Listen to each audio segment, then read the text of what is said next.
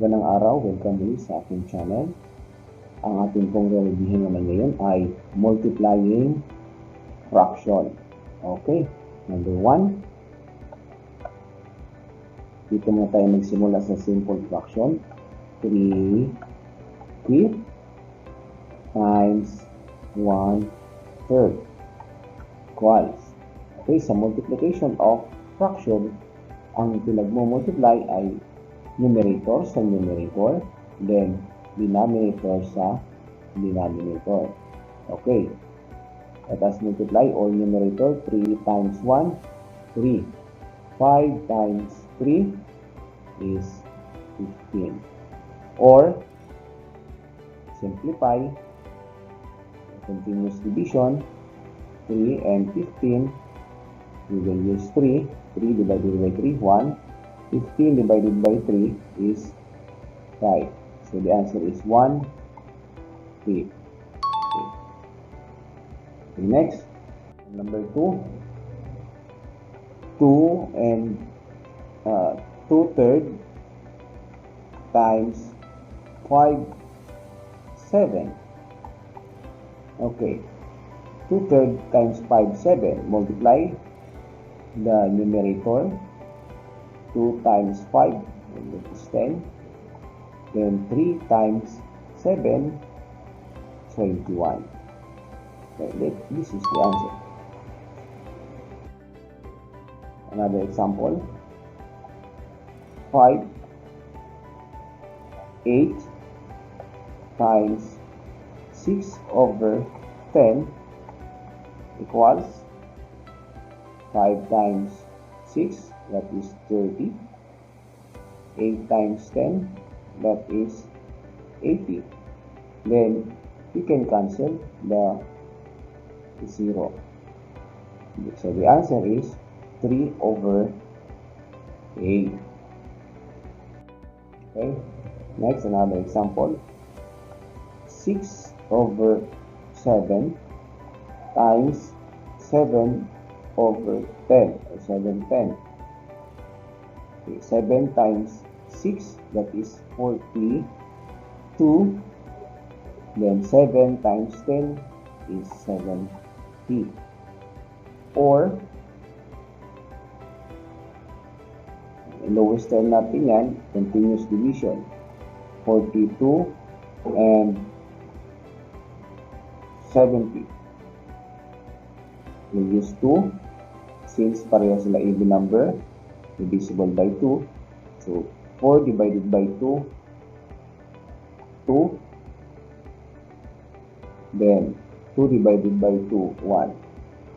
7 divided by 2, that is 3. Remainder 1. Dito ko ilalagay ang remainder. So, 10 divided by 2, that is 5. So, continue. We will use 3.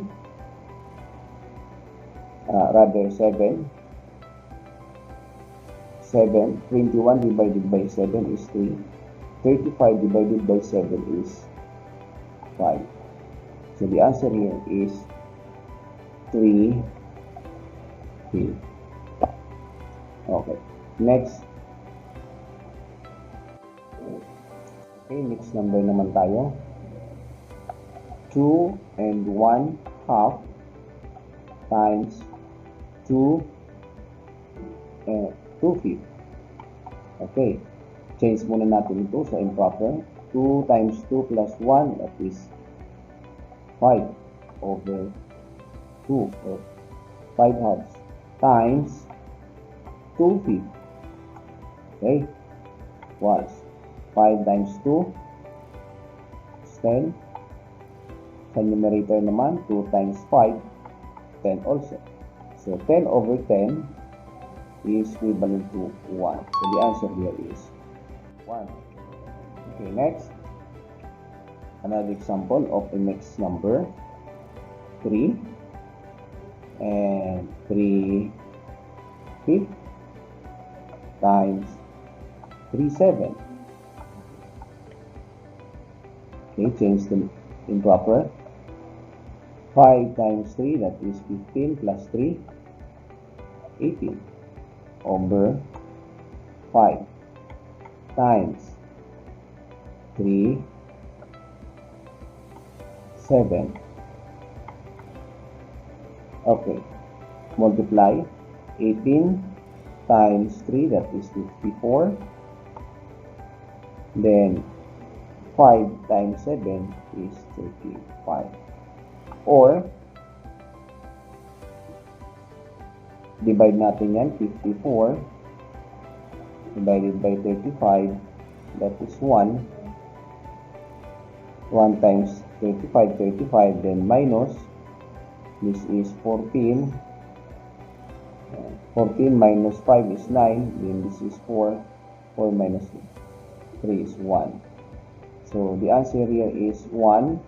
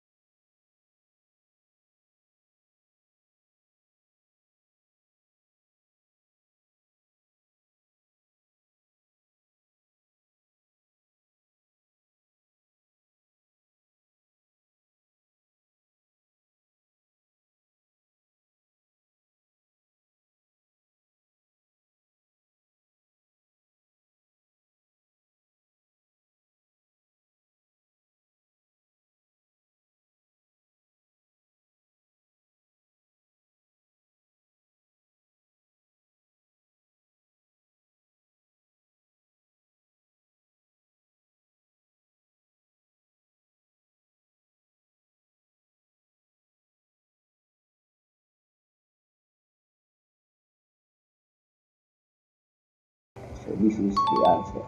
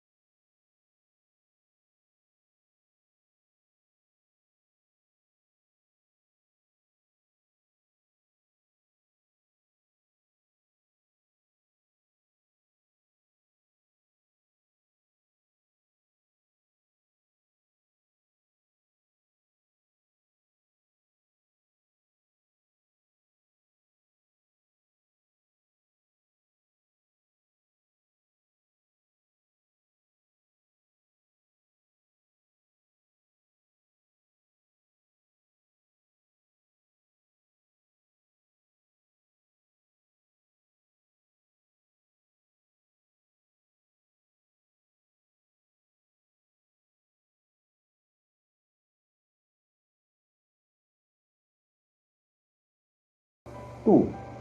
And then, 48 naman is 12 times 4.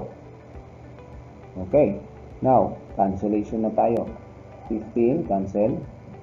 12, cancel. So, ang natira sa denominator is 2 and 4.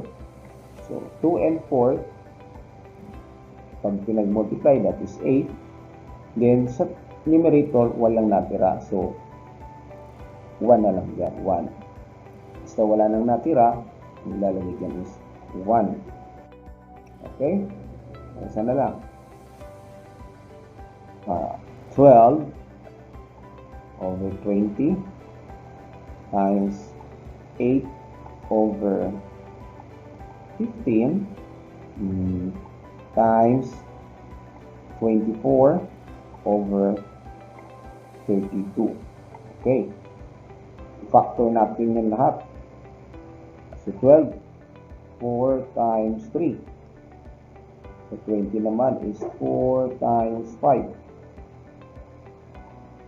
Sa 8 naman ay 2 times 4. O 4 times 2. Sa 50 naman ay 5 times 3. Sa 24 is 8 times 3. Sa 34, sa 32 ay 8 times 4. Okay, let's start in cancellation. 4, 4, 3, 3, 4, 4, 8, 8. Okay. Sa denominator, ang naiwan na lang ay 5, 5. So, 5 times 5, that is 25. Then, sa numerator, ang naiwan ay 2 and 3. So, 2 times 3 is 6. So, the answer is 625. Okay? Yan muna ang ating review sa multiplication of fraction. Maraming salamat muli sa inyong panonood. See you in my next video.